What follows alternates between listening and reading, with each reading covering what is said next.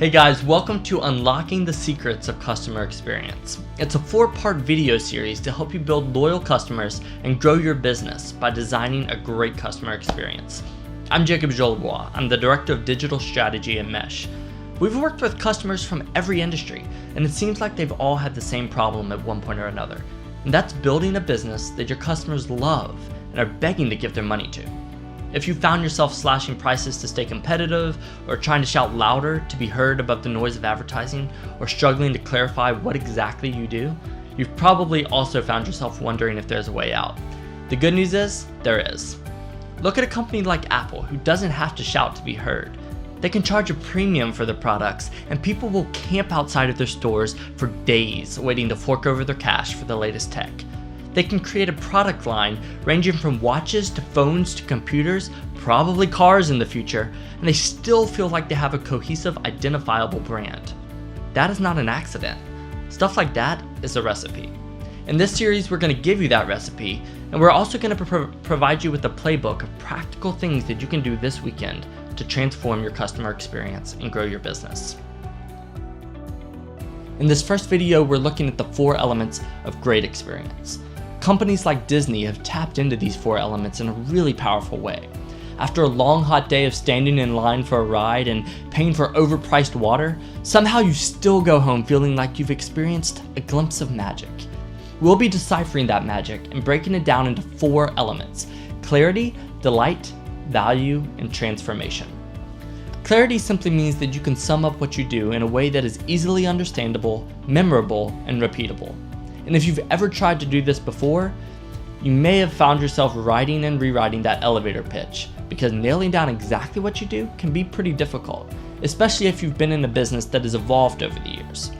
If you can take something confusing and make it simple to people to understand, you've taken clarity to a whole new level. Think of a company like TurboTax. They take the complicated process of filing for taxes and they break it down into an understandable process.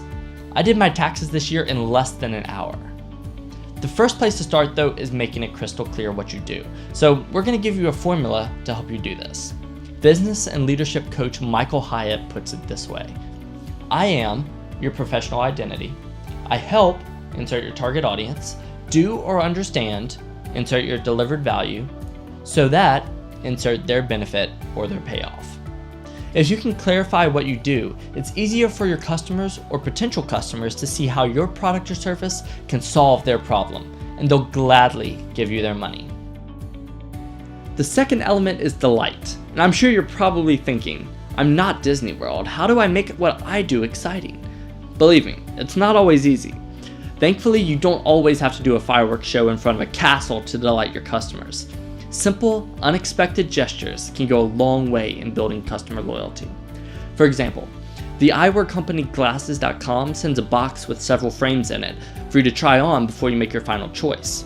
When you open the lid of the box, inside is printed 2 words: hello, and then your name. That simple act of customizing the box has gained a lot of loyalty among Glasses.com customers because it was delightful. Thirdly, you have to provide value. Now, this element may seem the easiest, but it doesn't go without saying. Providing value means you're solving a problem for your customers, some problem that they're happy to pay for a solution for. For example, Netflix gives their users control over their time. You watch it on your terms, without commercials, start, pause, and stop when you want, as long as you want. For folks who have busy, sometimes unpredictable schedules, this offers tremendous value compared to traditional cable. Now, while you're hopefully providing value to your customers in exchange for their money, an easier way to build super loyal followings is to add a little more value beyond what they expected from the transaction. The last element of great experience is transformation. Now, this ties into the emotional center of the human experience, answering questions like, can I make a difference, or why do I exist? If your company can offer a solution to a philosophical problem, now you're addressing a very deep human need. Toms is a great example of this. If you're not familiar with Toms, they started the 1-for-1 movement. That gives a pair of shoes to every child in need for every purchase that you make from them.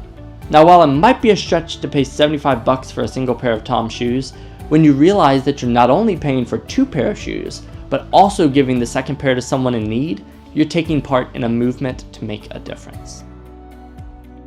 Now, the 4 elements of clarity, delight, value, and transformation are 4 individual parts of the puzzle. They can each exist independently of each other.